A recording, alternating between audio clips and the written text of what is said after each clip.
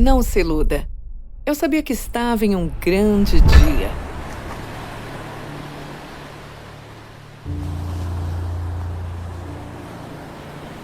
O ar fresco do oceano encheu meus pulmões e o som das ondas batendo contra a costa encheu meus ouvidos.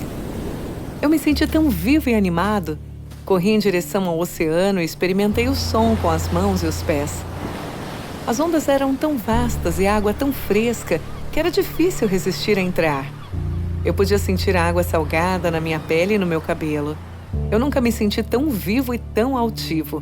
Pudera, o som das ondas batendo contra a costa é algo que nunca vou esquecer.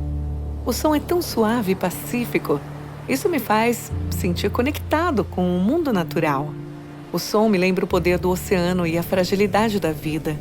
Isso me faz sentir em paz e conectado com o mundo ao meu redor.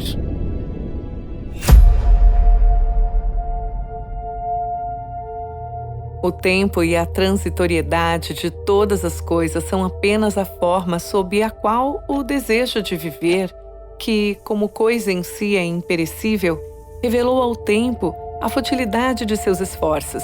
É o agente pelo qual, a todo momento, todas as coisas em nossas mãos tornam-se nada e, portanto, perdem todo o seu verdadeiro valor. Esse menino, Arthur Schopenhauer, acabou de me soprar ao ouvido. Ele manda dizer que sempre soube de nosso estado transitório. Quando parti para minha grande viagem, não tinha ideia do que esperar. Sabia que seria uma experiência diferente, mas não sabia qual seria essa experiência. Na verdade, quanto mais eu aprendia sobre o roteiro, mais percebia o quão diferente ele era.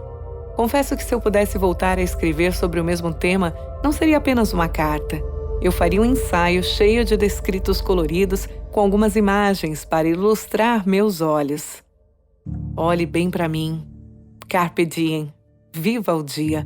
O suficiente para se embargar o tanto quanto possível. De lá para cá, é só esquecimento. Todo silêncio é ensurdecedor. Valeria a pena te dizer que escrevi cartas ao rei? Datei em 1º de maio de 1500. Valeria apenas considerações sobre a terra encontrada e seus habitantes?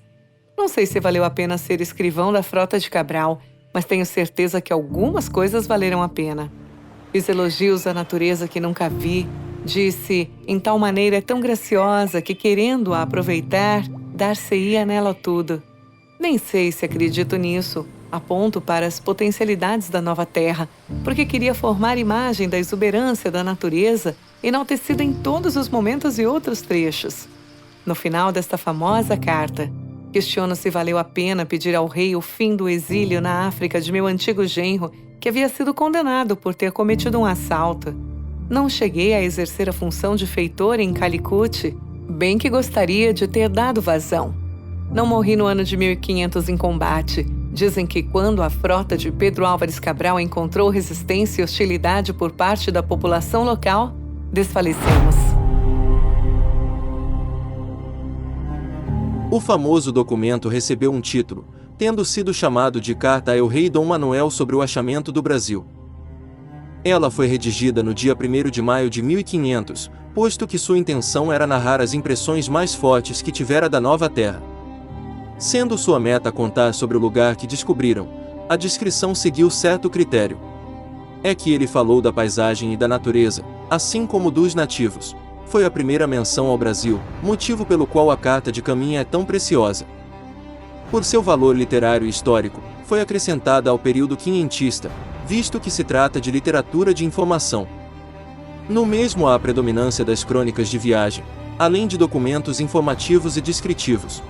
O Pero Vaz de Caminha descreve todos os 10 dias que a esquadra cabralina passou naquelas águas translúcidas e naquelas areias faiscantes de Porto Seguro, naqueles 10 dias inaugurais e utópicos da história do Brasil. A carta ficou perdida por muitos anos, só foi encontrada de novo em 1839, mas só recebeu a sua primeira versão modernizada com um texto inteligível por volta do ano de 1900, por causa do Capistrano de Abreu. Então, Então essa é uma obra-prima maravilhosa e eu sugiro que você desligue imediatamente esse computador, saia do YouTube, saia desse programa e vá ler a carta de Pero Vaz de Caminha.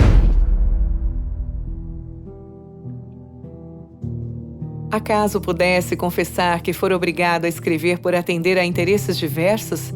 Acredite, tudo é apenas suposição. Não estamos no mesmo tempo cronológico, mas aposto que ainda os homens brancos e velhos sentam-se à mesa e gargalham sobre o futuro das terras conquistadas.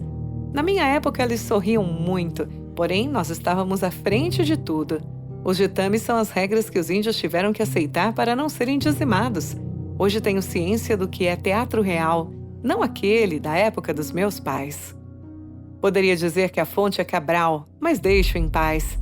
Digamos que achemos que enquanto eles sorriem, seres humanos morrem. São sacrificados por seus planos de dominação. Sei bem como funciona. Acredite, eu conheço a frente de batalha. Na última quinta-feira, durante o processo de alistamento, a imagem de um pai se despedindo da filha antes de se juntar ao exército ucraniano causou comoção na internet. Teremos de dizer que, à minha época, os homens talvez nem fossem os mais ricos de fato, apenas ostentam a riqueza porque usam a história para se manter em posição de conforto. Antes era assim.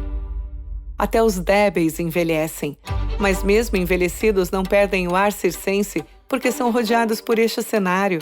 Hoje entendo que tanto eles como eu apenas testemunhamos o ocorrido. Somos apenas testemunhas. Eles bebem enquanto as pessoas morrem de todo tipo de peste bubônica, peste negra, gripe e lepra. Era um Boris Johnson diferente. Não teve piada, nem sorriso de canto de boca. Em um parlamento lotado, ele foi direto ao ponto e pediu desculpas à nação. Mr. Speaker, I want to apologize. O primeiro-ministro assumiu que esteve em uma festa em maio de 2020, em meio a um lockdown. Dias antes, o próprio governo tinha determinado que apenas 2 pessoas poderiam se encontrar ao ar livre. Os britânicos não podiam se despedir de familiares doentes, nem mesmo enterrá-los. Acredite, essas pessoas querem dar preço em nossas vidas e aqui chegamos ao impasse. Diante da hostilidade dos habitantes de Calicut à sua frota, Cabral reagiu com grande violência. Invadiu a cidade e massacrou sua população. Os indianos enfrentaram os portugueses, matando vários deles, entre os quais o escrivão Pero Vaz de Caminha, que morreu em combate em dezembro de 1500. Mas existe uma grande diferença entre eu e você. Estou morto e se um dia encontrar uma garrafa com esta carta, saberei que valeu a pena. Tudo vale a pena se a alma não é pequena. Sopraram aqui. Faça a diferença enquanto pode, depois é só esquecimento. Somos muito mais do que isso tudo.